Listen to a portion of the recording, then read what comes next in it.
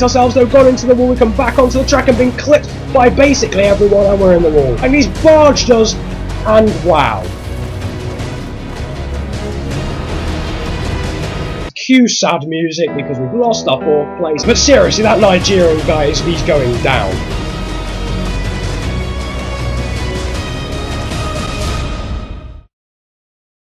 Right.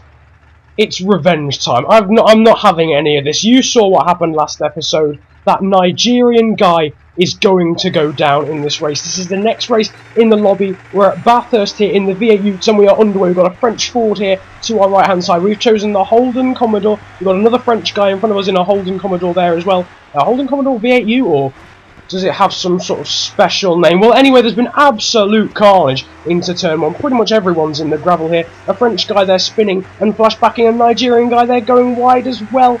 And, well, that wasn't in the script. We've actually managed to pass him clean. We've got a French Ford behind us. I've got a feeling this is not going to be over yet, though. We're on lap 1 here of this 2-lap race even. Just developed a momentary lisp there. But nevertheless, down into this corner through that long back straight there. The Holden in front of us goes well wide. There's another French guy running to the back of him there because he parks himself right on the apex. His door's hanging over. We've got another French guy going around the outside of us. That's the guy in the Ford. The Nigerian guy's right behind us with... How many French guys are actually in this lobby? I said this last episode. They've not gone. Dynamite's gone around our outside. We've just been absolutely blitzed by French people. It's happened. It's absolutely happened again. An English guy has gone through. His bonnet's flipped over me. That was quite a nice stunt. But nevertheless, we've gone down to 7th. We've just been bullied by the French people. Literally. Absolutely bullied. The Nigerian guy in front's made a huge mistake. The English Ford's going to go up the inside of him. He's all over the show here. His door's hanging open. He's gone a little bit wide there, but he's still managed to survive. One of the countless amounts of French people has gone up in the background. The Nigerian guy goes round and rolls. Oh, the irony. Oh, the absolute irony. He's off in the ground. I'll take that. I'll take that. He's rolled. It's ironic because he made me roll as well. We've got a wall rider in front of us there, being the Ford, being the English Ford. He's not actually managed to stay out of the wall for even a millisecond through those 2 corners.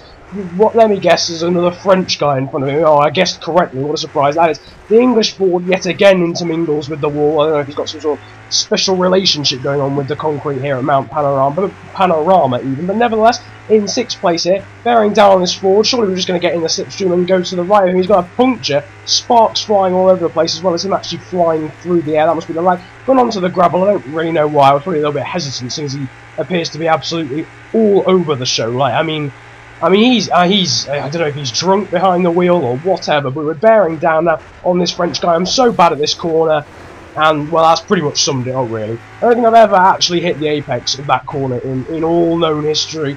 No one behind did. There's just a sea of V8 Utes in the gravel trap. The guy in front of me did as well.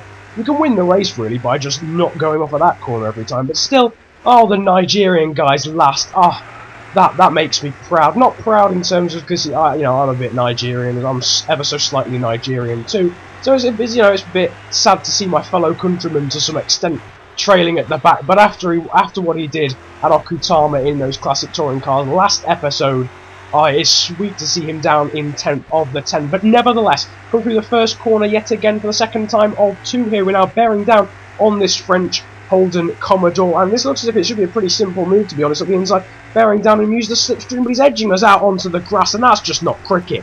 That is just not even remotely cricket. That's not fair. I disagree with that. I suppose we are in a touring car, so contact is inevitable, but still, the clean move there, not on the cars. We're bearing down on him. I think, is he just brake checked us? Well, if it did, it didn't work. It really didn't work, so we just scythed our way up the inside of him there. That brake check.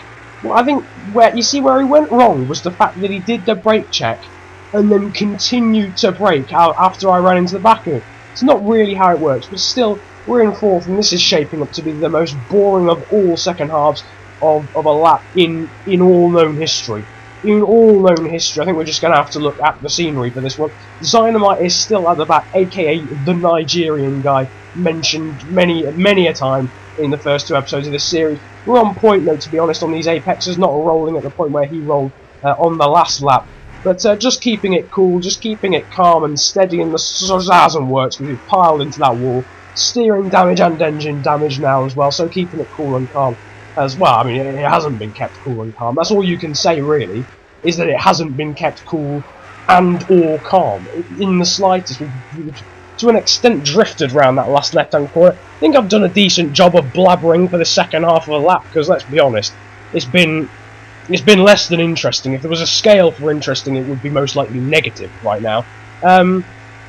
So yeah, we're just gonna head under the bridge. We're gonna head under the bridge. That's what I was trying to say.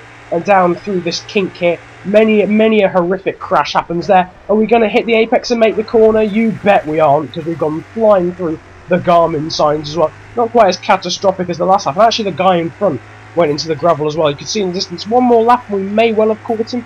As you can see there in the distance in that French Commodore. Well, I say French, most likely French. Everyone in this lobby is French, apart from myself and the Nigerian guy. But nevertheless, through the last corner now, for this 2-lap race around Mount Panorama. I hope it's been entertaining, or interesting. And how the heck have I got an orange impact? I didn't do anything that race. I actually did nothing.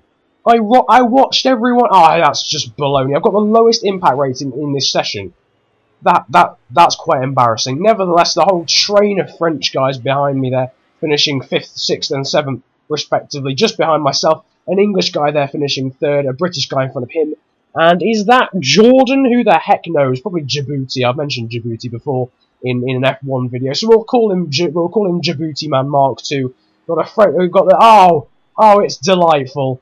Oh, it is delightful, because Nigerian man, revenge is sweet, my friend. He's finished last. He's finished last. Somehow he has a better impact rating than me. Don't ask me how the heck that's happened. But still, the man who rolled us unnecessarily in those classic touring cars last episode has finished last here today. And I do believe revenge is sweet. That will do enough for me. Watching him roll through the gravel and come last is enough for me. But nevertheless, I hope you have really enjoyed this episode of Grid Autosport Sprint Mode. If you like, feel free to drop a like if you did enjoy, subscribe if you're new around here, and feel free to leave a comment as well in the comment section if you enjoyed it that much. But nevertheless, it's been a pleasure ranting at you guys today. Have a brilliant day, enjoy yourselves, and goodbye.